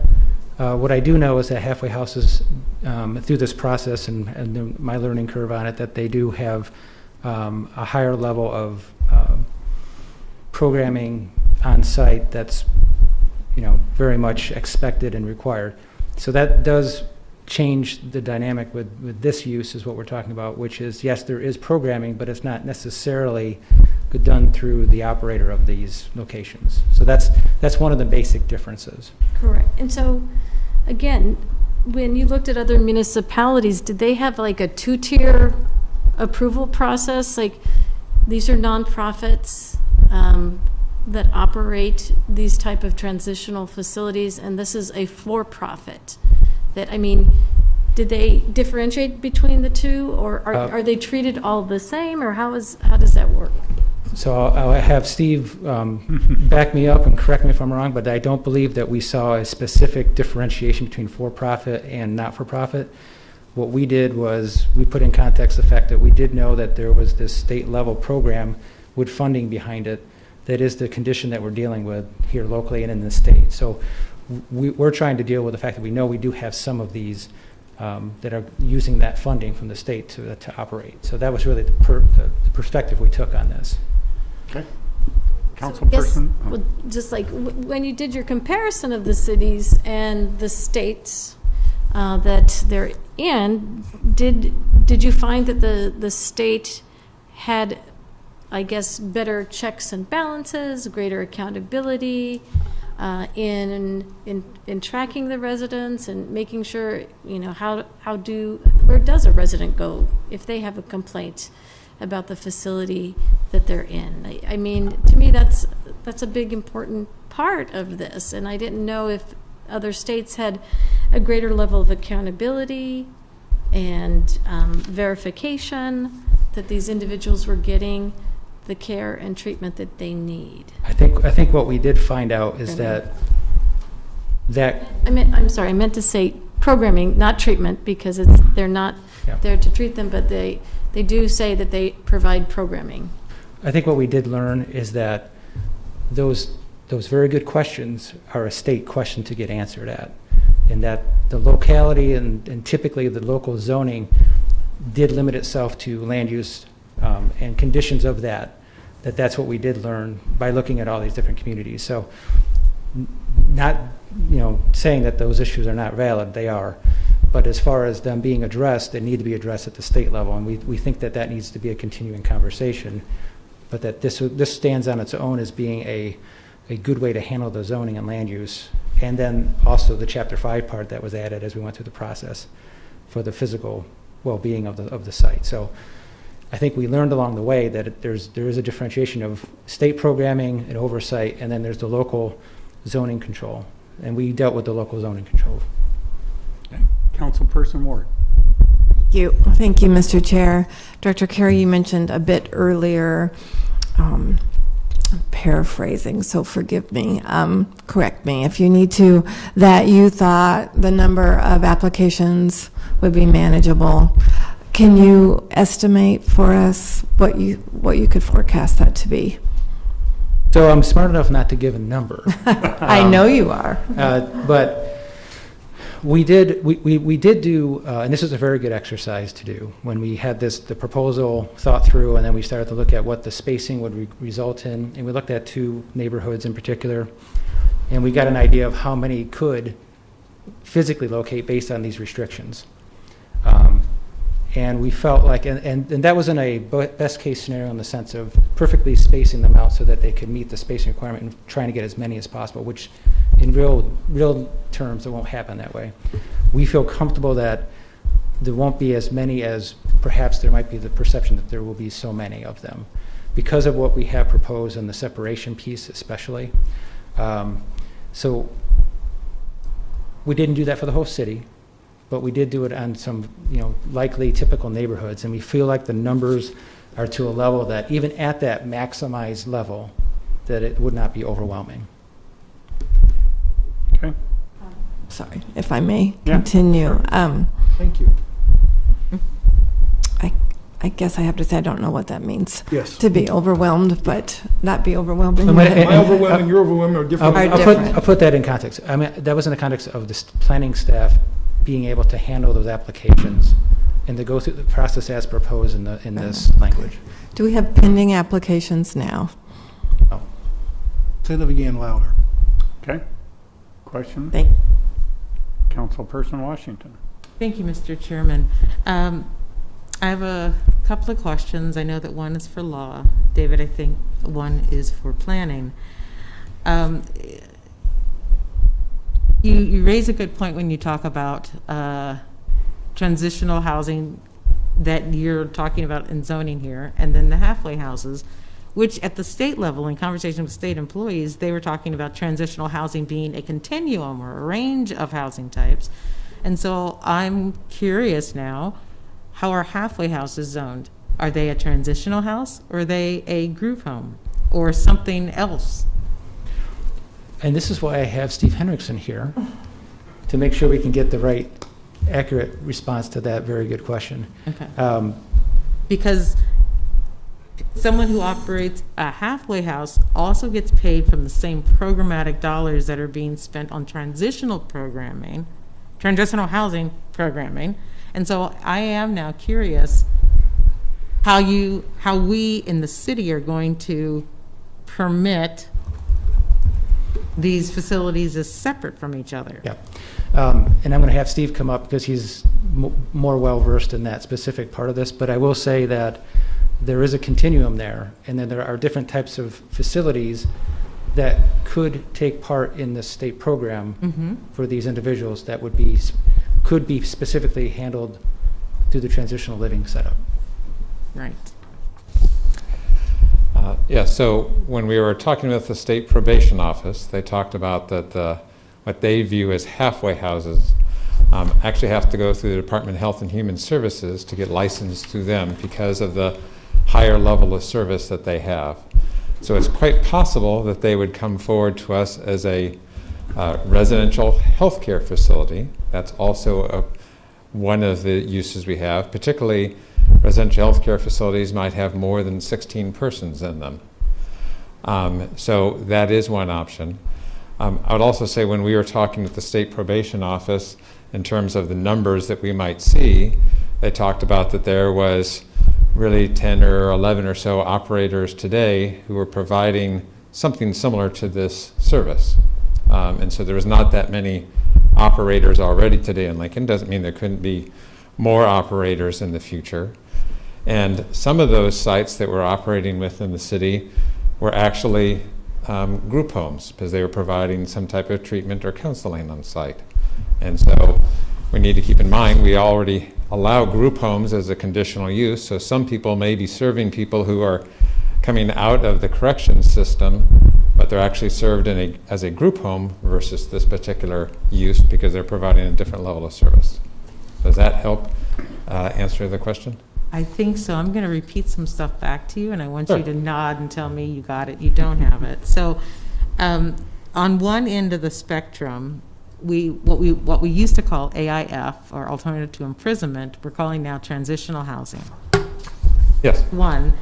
Group homes are another way it could be categorized, and then a halfway house or a residential healthcare facility. We're talking about transitional as being AIF, traditional. The state calls transitional all of this that I just mentioned. Yes. Okay. Yes, they would include a halfway house as part of their transitional housing, but they noted that's typically a much higher level of care. I would say make closer to it, perhaps like a hospital. I'm not saying it's a hospital, but to them it was also, though, had to go through Health and Human Services. Okay. We don't have anything in the zoning called halfway house. We have this group home, we have the proposed transitional living, and then we have residential or non-residential healthcare facilities. Okay. Okay, Thank good. you. Any other questions for Steve? Yes, Councilperson Show. Thank you. Springboarding off what Councilwoman Washington said, there was a lot of conversation about the state and their definition and programming. There was a comment earlier about programming. With the amendments that are proposed, would we be getting in the programming portion of and is the planning department ready to do that? No, I'm just pointing out that at the state level, depending on what kind of amount of programming, they treat them differently. And in our circumstances, no, we weren't looking at programming. And as we looked at a lot of other communities, we found that they often dealt with size, parking, spacing was a very common thing. But in my memory of looking through the communities and the spreadsheet we had developed, communities having their own programming and things, I don't recall any of those. There may be some. Again, we didn't review every single community in the country. But what we were mostly finding is spacing, size, parking, very much land use type of things is what planning departments in other communities were focusing on, and not the programming. I'm going to ask another slightly weirder question. You did review some other communities. You took the best of their ideas and incorporated them into what you're proposing today. Did you ask what problems are you having, levels of complaints? How do the neighbors feel? Did you get any feedback from those communities about the things they wish they'd done? We talked to several of the other communities, but I can't say that the focus was on, are you doing it this way, and it's also a problem. We talked to them about what are they doing, what was working in their communities, but that was the main focus. Thank you. Okay, Councilperson Bowers. I just have one question. Are there any other permits where we make a difference between if it's a nonprofit or a for-profit? Do we change the standards on any permits if it's a nonprofit or a for-profit?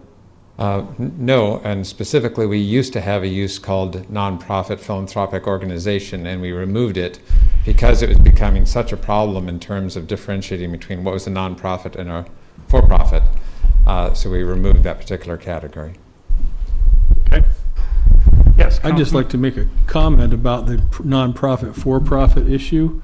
When I first got on the council, the city was sued by a for-profit provider of a service in the city who felt they were being discriminated against by a city ordinance, and that had been recently passed.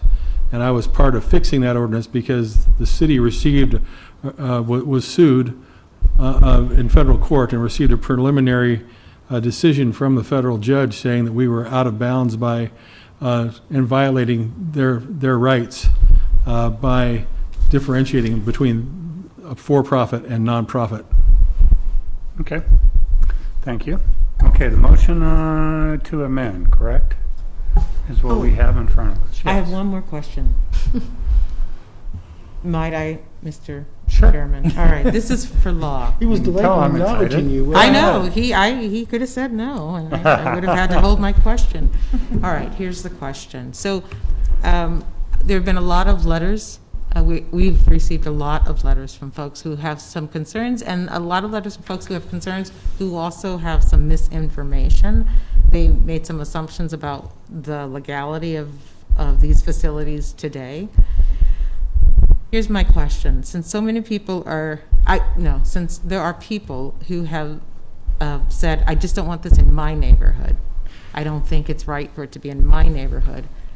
This ordinance basically allows this facility in almost every neighborhood in the city. Could a neighborhood association or a homeowners association countermand this and make it illegal in their neighborhood to do this? And would that ride? So I don't want to give a legal opinion about what a neighborhood association could or could not do with restrictive covenants.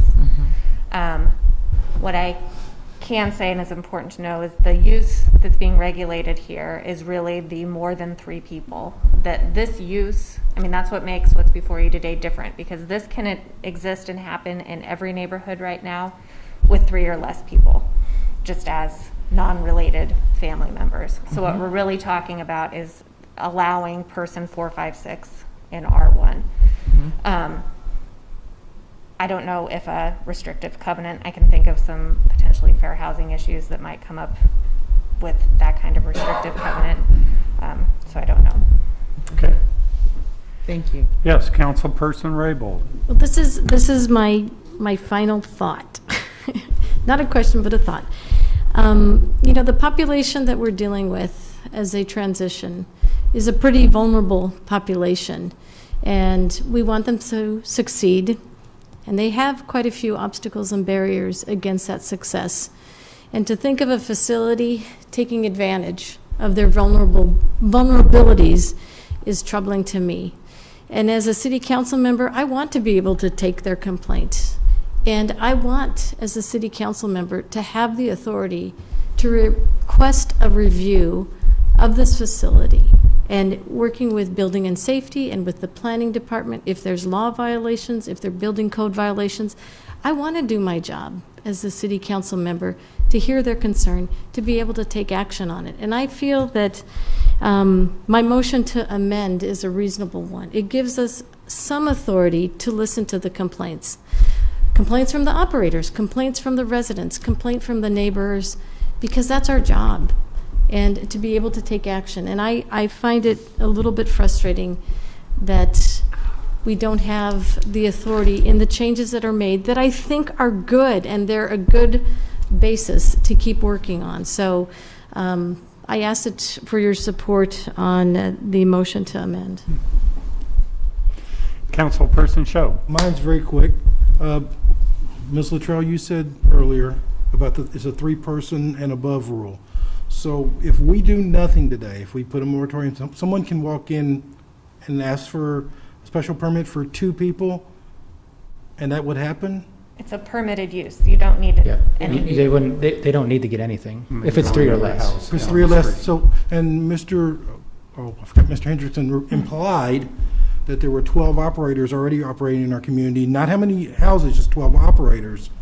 They could open up another facility with 2 or 3 or less people, and there's nothing we can do about it. But if we do pass this text amendment, it gives us the authority to regulate what?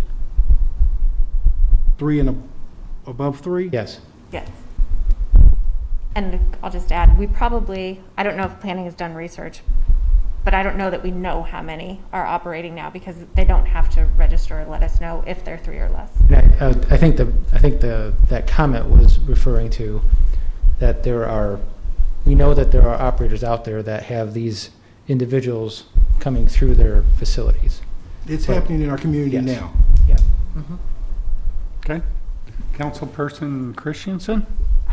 Well, the idea that the council could not work without this amendment, that we could not work with the planning department and building and safety, that's just not true, because I've done it on issues that by necessity just don't come up to the council on any kind of basis. But I still have been able to work with city departments and find resolutions when I get complaints from constituents. So I find that argument to be less than compelling for me. Okay. Councilperson Ward. Thank you, Mr. Chair. I am going to support this amendment, and it's why I supported the delay. I don't want to remove that access to council. It is our job to do that intake and then communicate with the appropriate department heads. Having said that, I know that both the law department and planning department, it was an intense 90 days, and everybody's worked really hard to get us where we are today. But I also know that sometimes it's important. I know the legislature, the senators I've talked to need and want more time. They've not even had the interim study on this issue, and they're asking for that time from us. I think we need more collaboration from the state to work on the programming aspect. We all know our lane of traffic here. Nobody's asking to step outside the lane. We're just asking for some time and some input from our constituents. And the last thing I really want to say is the last thing I want to do is pit our providers, despite their status of nonprofit or private, against our neighbors. We're all in a period of unrest the way it is, and the last thing this council needs to be doing is trying to pit one issue group against another. So there you go. I just had to say that. So I really do, though, appreciate all the work, because I know it's been a lot, and 90 days sounds like a long time, but I know that it's been intense for your departments. But I am not ready to move forward until we have more time to work with the legislature and our state partners, and I think that's really important. So I will be supporting this amendment to make this change to give the council the authority to have that public hearing on the permit revocation process. Okay. Any other questions, thoughts? My thought, Mr. Chairman, is I will echo Councilwoman Ward, I will be supporting this amendment to add the phrase, and the planning director or the city council. On this one, I believe that flexibility here is important, and having authority rest both with the city council and the planning department on this. So if we get approached, we can move forward on this. Okay. Thank you. Any other questions, thoughts? Okay, we need to vote on the motion to amend. And does everybody understand that? Motion to amend? Okay. I have a clarification to make sure that we're also voting to strike the word temporary and change that to the word administrative. We can make a separate motion for that. Okay. We'll make a separate motion, but Okay. we got this motion going now.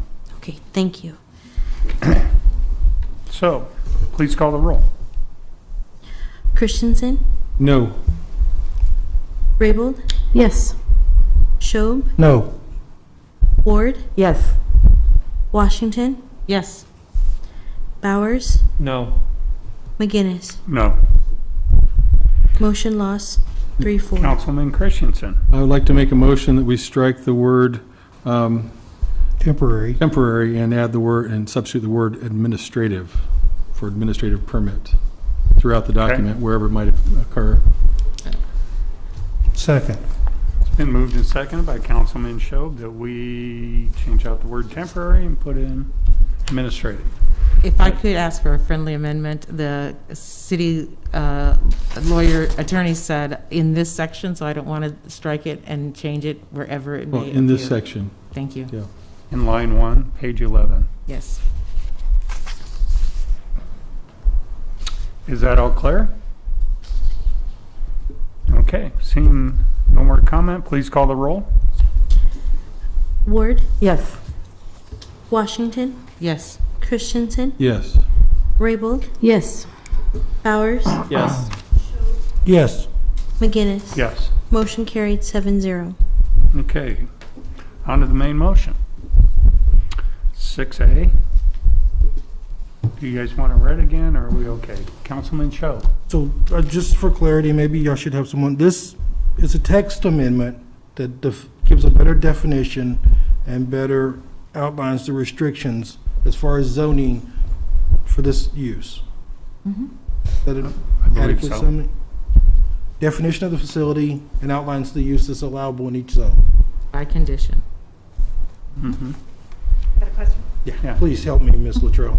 It repeals the existing language requiring a special permit for alternatives to imprisonment, and it gets rid of that definition and creates transitional living and establishes that as a conditional use with an administrative permit from the planning department and sets forth those conditions. Okay. Councilperson Raybold. Well, I'm going to actually support this. I know, and Councilwoman Ward and Washington have said this and have worked hard with many of the organizations to improve on the existing language, as has planning and has law. I know that there is more work yet to be done, and we will continue to work with the neighborhoods, and certainly we'll work with the state of Nebraska to get language that better protects the residents that will be using these facilities. But it's a step in the right direction. It's not a complete step that I hope we all would have taken together tonight, but I certainly will support this. Any other comments or questions? Seeing none, please call the roll on 6A. Schob, Yes. Raybold, Yes. Washington, Yes. Bowers, Yes. Ward, No. Christensen, Yes. McGinnis. Yes. Motion carried 6-1. Okay, move on to 6B. Would you like to read it? Yes.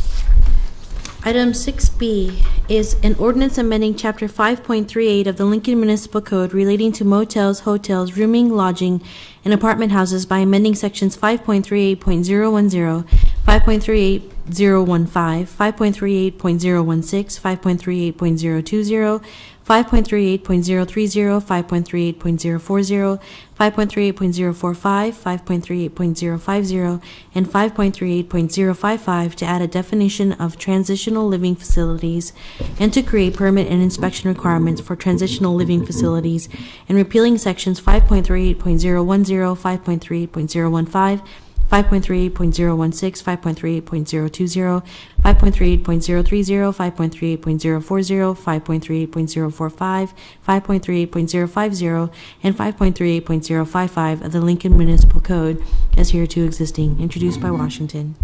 So moved. Seconded. Been moved and seconded by Councilman Bowers. Questions or thoughts? Yes, Councilman Shob. May I ask Mr. C a few questions, please? Yes. I said few. Like more than one?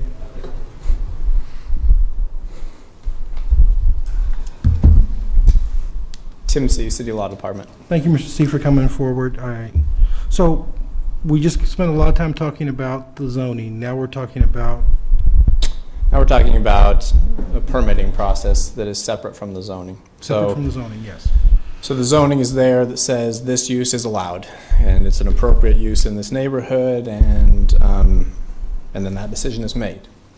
This is a permit that goes from year to year that says in order to do this, you have to provide this amount of information, go through an annual inspection, and the permit comes up year to year, has a fee that would go with it on an annual basis. So this is, how would I describe?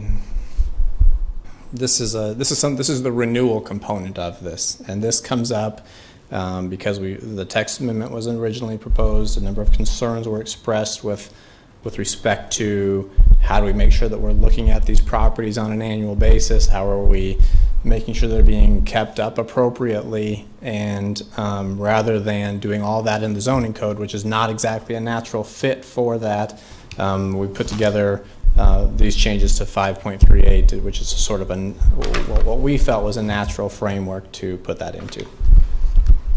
So every year, the person comes in and requests a permit, that becomes their annual anniversary. Then once a year, it gets on somebody's calendar and they go out and do what? What does the inspection process look like? The inspection process on this would be no different than any other, I think, 2 or 3 dwelling unit use. So if you had a triplex, for instance, you would be on a permit process that you get inspected on an annual basis.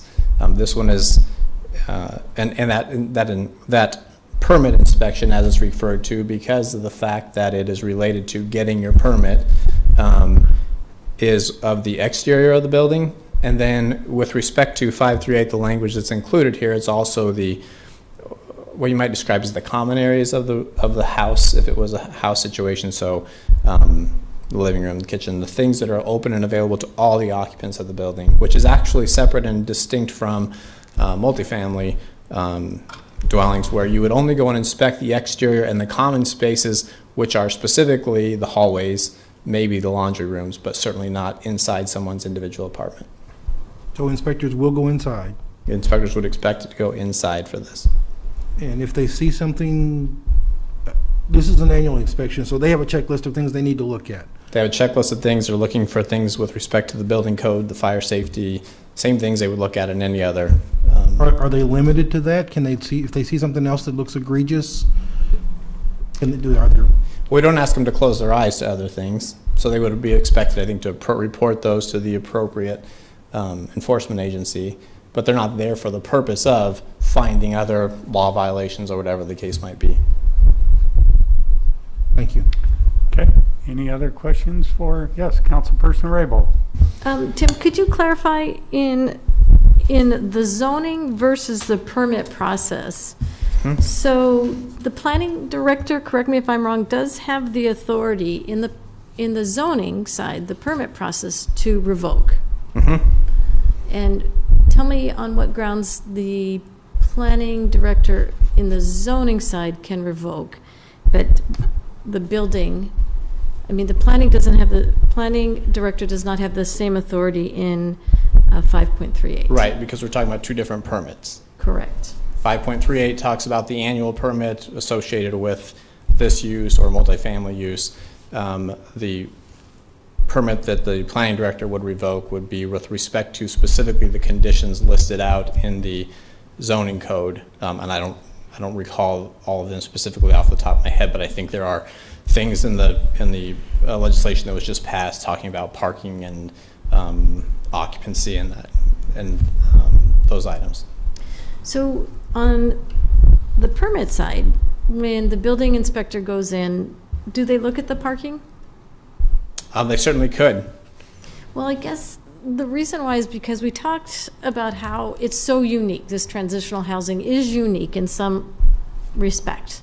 And I just want to make sure that there's dialogue going on between the planning and building so that they know that maybe on the building checklist, since they're going to be doing the annual, they should be maybe checking the number of parking stalls and maybe observing like, well, hey, I think there's like 8 people living in this facility when they've only committed to 6.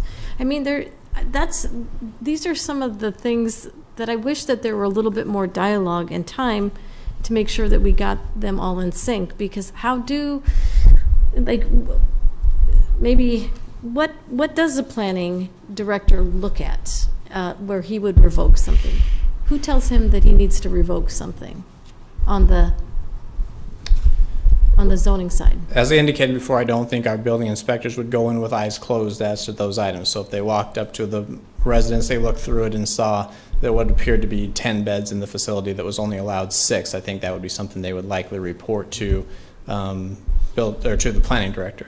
Likewise, if the neighbors were complaining that there were 12 cars parked in the back on a regular basis, I'm sure that would get referred to building and safety. They would do their investigation, and it may end up with the planning director. So we have staff that do investigations of complaints. Those folks are generally in building and safety because they have the resources to do that. So I'm not sure that answers the question, but... Well, I guess that goes to my point. Could we come up with a checklist that might include some of these crossover resposibilities so that... Point of order, we're in a voting session, not creating legislation right now. I get that, but I'm asking I'll let her go. questions. Yeah, I'm asking questions. Is that the next step? That we need to make sure that there's coordination and a checklist. So if the building and safety is the one who's going to be doing the annual inspection, which is what is in 5.38, shouldn't we have a checklist say, oh, by the way, you're going to have to check these additional items besides the normal checklist on fire safety, ingress and egress, all those fundamental things. Is the building sound? Is it operational in all those aspects? And that's why I said, do we have a checklist? And then it goes to this side. What can we do to help the building official do the reconnaissance that they need to feel that this building is safe and in compliance with what the planning department needs to know on the zoning side? Administratively, I think that can be done. I think the planning director and the building and safety director, who are both highly qualified individuals, could create that checklist and come up with how that inspection might work. I don't know that we would want to start doing that at the city council level and putting that into ordinance or anything like that. I think the checklists are created in the ordinances. But it's something that we had discussed in our small group meeting that I think is really, gives me a higher, I know our officials are capable, competent, trustworthy, you name it, but I guess I would feel better if I knew that there's a requirement in each other's departments that they will work on these joint issues of inspection, that, because planning doesn't do an annual inspection, it's building and safety, but if it's a unique permit that we're allowing, that we just approved, can we, that's just input at this point in time. No, and I appreciate the input. I think I would just want to state that this is a new example of the fact that the two departments between planning and building safety work on things all the time together. So this is not a unique situation. What has happened here is that through the process, some concerns came up with the desire, the potential need to have some type of annual review process for a permit. And the reality is that the best home for that is in Chapter 5. And that's why it was presented to you for approval that way. I do believe it works that way. And to get back to your comment, which was, can we put these things together so that we have a more complete list? I think we've done that with what's proposed. I think we're addressing the building code part of it better in Chapter 5, that rests with the Building and Safety Department. And then what we just approved was appropriately handled in the zoning code by the Planning Department. So I have confidence that our two departments, we do work together on a lot of things. This would be just another example of how we would work together. Okay. Other comments, questions? Councilperson Washington. Thank you. Working on this piece, I was very happy to work on the permit process through Building and Safety so that we understand on a facility that houses greater than 3, so now we're talking multifamily style housing, that we have an annual inspection that's very similar to other multifamily, multi-unit structures in the city that looks at building and safety issues. I really want those building and safety issues to be focused in this section. I recognize the checklist for zoning is being dealt with in planning. The building and safety checklist is being done by building and safety in this chapter. I'm confident that's the right place. I still think at some other point there is another bucket, but it's not zoning and it's not building and safety. It's a different bucket that we share with the state. That's a different issue, and we will deal with that issue in another place. But I appreciate the work that you've done to give us a spot that aligns with other multi-unit structures in Lincoln. Okay. Councilperson Christensen. I'd like to thank everybody who did a lot of work. People on the council, people on city staff, but I want to make sure we also acknowledge James Michael Bowers, who did a significant amount of research and I think did a fantastic job of helping define this issue for me. Thank you. Thank you so much. I appreciate that. But I also want to point out to the work that Councilman Raybold, Councilman Washington, and Councilman Ward did in speaking for the concerns that they still have and the research that they did also. You put a lot of work into it and asked some really good questions, so appreciate you bringing those up. And the hundreds of people who stayed engaged in this process throughout.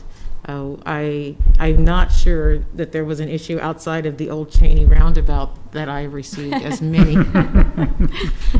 pieces of correspondence. Don't bring it up. Okay, any other comments or questions? Councilperson Ward. Oh, okay. Go ahead and please call the roll on 6B.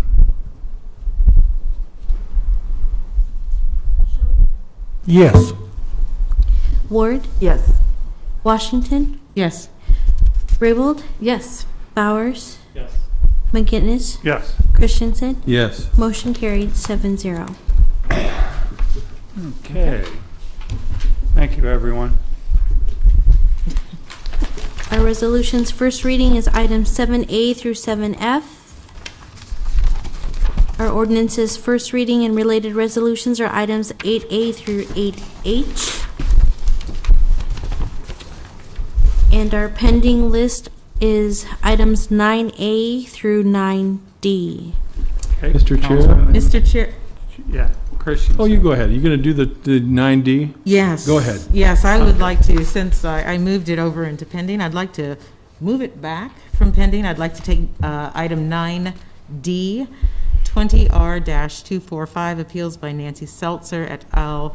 By the Planning Commission's conditional approval of special permit 200-13 for community unit plan. I'd like to bring that back to council for action on November 23rd. Okay. Second. Been moved and seconded that we move it back for action on November 23rd. And that's for action only. For action only, I've already received 2 pieces of correspondence asking for conditions, and I have not taken a very close look to make certain that what the watershed has approved. If I feel like after digging into it, they just came in today, if I feel like digging into it, it needs a little bit more public hearing, I will bring it forward at the next meeting. But I think we should be able to act. Okay, Councilperson Rabel. I guess I would certainly like Watershed to come up and explain to us the changes, so I don't know. Oh, yes. At that time. Yeah, when Okay. we come back for action, I need Watershed and Planning to show up. I wonder if they could do it at a director's meeting and go into Ahead of time? Yeah, good. Because then, I mean, Oh, I see. Councilwoman Yeah. Washington, you do want the public hearing, is that right? Well, I the proposal in writ large has not changed drastically. Mhm. What they had to do was come up with a plan to create a retention pool that met Watershed's requirements. That still has it almost in the same location. So I think that the comments of the neighbors will remain very similar. If the proposal is more change than what I understand, it may warrant an extension of public hearing. Okay. So you're going to research it and make that Yes. determination at our next meeting, which Right. would be November 16th? Right. Right. Whether it should be public hearing or no Yes, public. but okay. I would like to Thank move you. it forward. We've had it on pending for a long time. They've worked out 3 different things. They finally settled on something that met Watershed's requirements. Okay, any other comments? Please call the roll on removing pending number 9D. Washington, Yes. Ward, Yes. Christensen, Yes. Bowers, Yes. Schob, So the motion now is with no public hearing. That's what I'm Right. voting For yes action. for. At Yes. this For point. action. Yep. Yes. Raybold, Yes. McGinnis. Yes. Motion carried 7-0. Councilman Christensen. 3 things.